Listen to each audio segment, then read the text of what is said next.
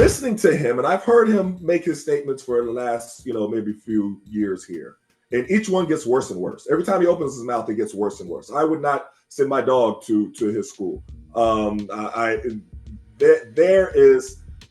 would be worried about, and it's not just a difference of opinion. When you embrace somebody who is evil, who uses a microphone to literally spray evil everywhere he goes, that's not a difference of opinion. I just want to implore all parents, really be careful about who you send to coach your children, because this is a prime example of it matters. Former Syracuse Orange basketball player and 10-year NBA vet Etan Thomas spoke on this guy. Charlie was a man of faith. He knew where he was going when his time came. I know that's not what he was planning on because he had so much to live for here. Dan, he was leading, I think, the most important revival that was taking place in our country, and that was young, conservative, Christian people who were on fire for God, who were on fire for Jesus, who were on fire for this country to help get involved in service and the process, and also began to see just that the other side was so different than how they felt about faith and family and the right to life and so many things that we sort of take for granted as part of our DNA. The opposition is pulling farther apart from us and also getting more violent. And I think the reason why they're getting more violent is because, like Charlie Kirk proved every time he debated and had a discussion, he was on the side of right, he was on the side of good, he was on the side of accurate history and for the most part of what he talked about, and they couldn't beat him. And so they killed him. Ridiculous statements, as we still don't know the shooter's political allegiances, though many are pointing to Groyper memes on the shell casings. They murdered him, they assassinated him, they eliminated him. But what they didn't realize is they actually didn't. Because he is going to live on. He's going to live on through all of us that followed him, that learned from him. Because here's the deal, Dan. Like, Dan, you are one of the best at what you do. You are. But we all, and I'm pretty good at what I do too, but none of us could touch Charlie. I mean, he had a different gift. Absurd stuff. That, of course, would not be all from Pearl. I get so frustrated when I hear what a terrible country we are, how racist we are, how this is not the land of opportunity for everybody. Look, we've got a lot to work on, and there's racism that absolutely does exist, and it's wrong. But it's a lot better for my players than it was for their fathers, or for their fathers' fathers, or their fathers' fathers. And so I want my guys to recognize there are going to be obstacles, but not roadblocks.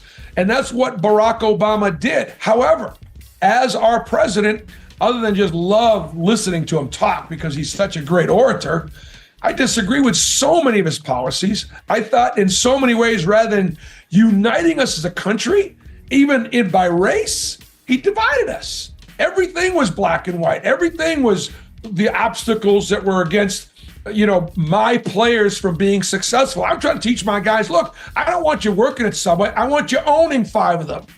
And that's possible. And I think in many ways, Barack Obama told a different story. So it's hard to criticize him though, because you get a lot of feedback that's really, really negative. My point on Obama the last time was this. He was calling on Israel for a ceasefire. He was calling on Israel to stop the war. He was calling on Israel to release the hostages. And I'm like, dude, they're not the ones holding the hostages. They didn't start this war. The war and the violence and all the atrocities that go on both sides of the war end the minute that Hamas surrenders, releases the hostages. And thus, when news of Bruce Pearl stepping down as Auburn's men's basketball coach actually broke. Happy trails to coaching for Bruce Pearl. The Auburn coach is stepping down to become an ambassador for the athletic department. Tony, he become a divisive person, it seems to me, intentionally. And I hope there was pressure to just get him out. Really? Yeah, I always liked him. He was such a great guest. Yeah, Used we're to. on the other side on him. Now, MAGA is mad because Mike Wilbon said this, like some familiar names we have covered on this platform. Dave Portnoy, the founder of Barstool, would tweet, "What an idiotic comment from Wilbon. Kornheiser shouldn't have rolled over. Apparently, Wilbon only likes athletes/coaches who speak on the social issues if they align with his views. Otherwise, you are divisive. What a narrow-minded, small view. Hashtag Bruce Pearl." That's why Michele Tafoya wrote above it, "Really, Wilbon? Divisive? Coach Bruce Pearl is a principled man." That's insane. "What makes him divisive in your view, Mike Wilbon? Question mark. Doug Gottlieb, a problematic figure in his own right, weighed in as well. "Wilbon, come on, man. How is Bruce Pearl divisive?" Danny Kanell, who is shown to have some allegiances to MAGA and conservatism, added, "What a lame take. Wilbon puts on full display what is wrong in today's society. He used to like him, but because he made his political and religious views known, it makes him a divisive figure? Weak." This is the tweet that Bruce Pearl posted today. Now, he's tweeted a lot of stuff in support of Israel. I get it, understand that. "Thank you for pointing this out, Senator Cotton. Except my guess is that, like many of her socialist, woke, progressive beliefs, she's now changing them or hiding them to get elected.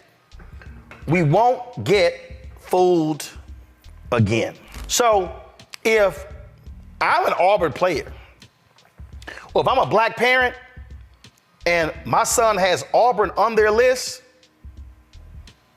ain't no way in hell he gonna play for that coach. Let's also remember, Bruce Pearl is a notorious cheat. He was a cheater at Tennessee. He got slapped by the NAACP for cheating, a show cause. He also has cheated at Auburn. So we know exactly who Bruce Pearl is. But see, this is one of those things where black parents should say, "Son, there are other SEC schools you can go to. You don't have to go to Auburn.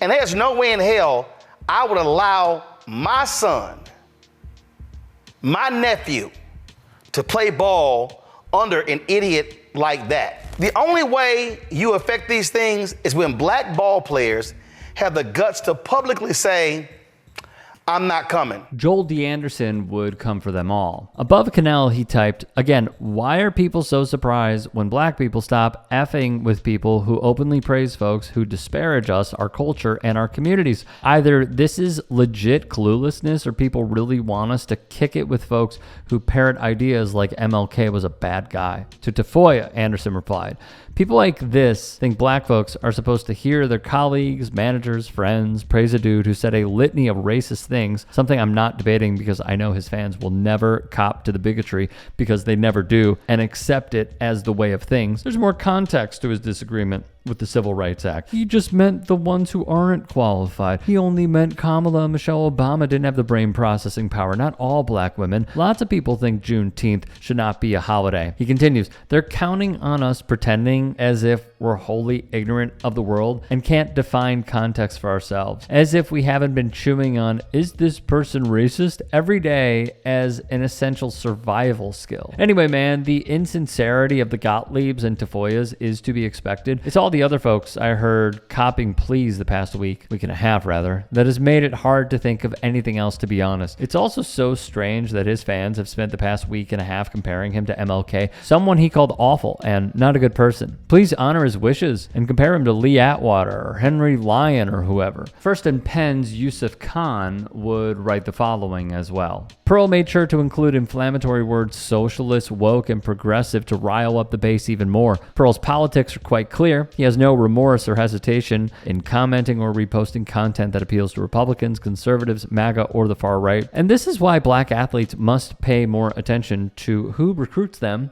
and who they're playing for. He'd add, Bruce Pearl, who has not shied away from politics despite being a coach, along with Tommy Tuberville, happily coach black athletes while playing racial politics. He manifests the American divide exploited and used by the former president, now current, which has made politics so polarized and vicious, and has ended friendships and strained family relations. By the way, he called Palestinians Nazis in a tweet in April of this year.